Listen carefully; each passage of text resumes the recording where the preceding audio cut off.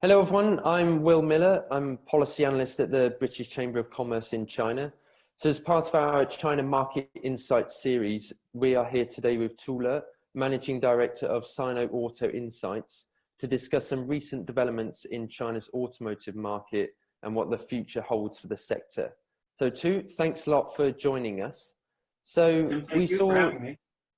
So we saw domestic auto sales in China grow in April by 4.4% year on year, which is the first rise in almost 2 years. So what are the causes behind this? Can this be attributed to low oil prices or pent-up consumer demand, or are there kind of other factors at play here? Well, I think most analysts will tell you that it's a bit of pent-up demand, but I would actually question that 4% growth because, like you'd said, over the last 20 months, I think the ICE passenger vehicle market has actually shrank. So we're actually comparing it to a historically lower base as well from a sales volume number. And if we peel the layers of the onion back, we see that commercial sales, trucking and buses drove a bit of that 4.4% increase. So I think it's a little bit too early to tell whether or not this is going to lead to a recovery in the overall market.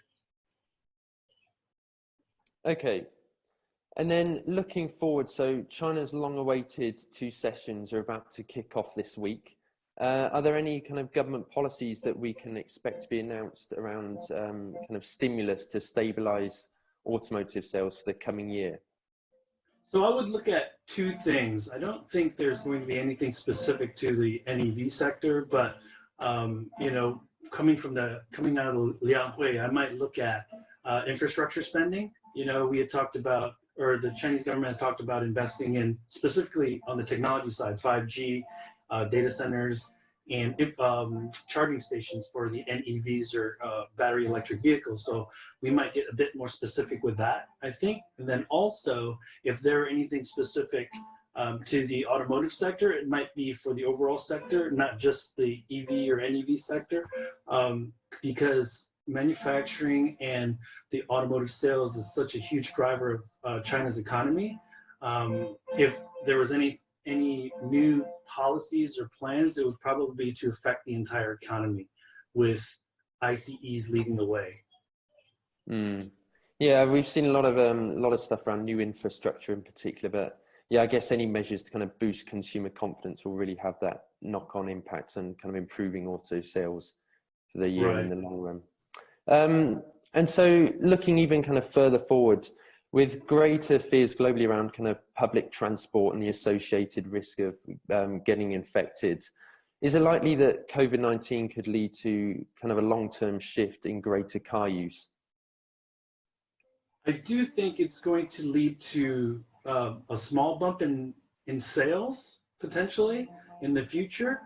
But I would also point to the fact that DiDi said that they were going to be profitable if it wasn't for the coronavirus. So I think, and me personally, I have not been as apprehensive as I probably should be about getting into a DD. So I think there's still going to be a bit of competition for ride hailing. In the next few months, maybe the next 2 quarters, we'll have a much better idea of how much car sales will increase because of this fear or this anxiety about getting into public transportation. But there are some macroeconomic factors that are going to come into play as well, because it depends on how fast these private enterprises really require people to get back into the office, right? And so I think that's going to be kind of a leading indicator as to whether or not more cars are going to be on the road, and whether people who are holding off on purchasing a vehicle are going to actually do that in the summer or in the early fall. Okay, thank you very much for joining us.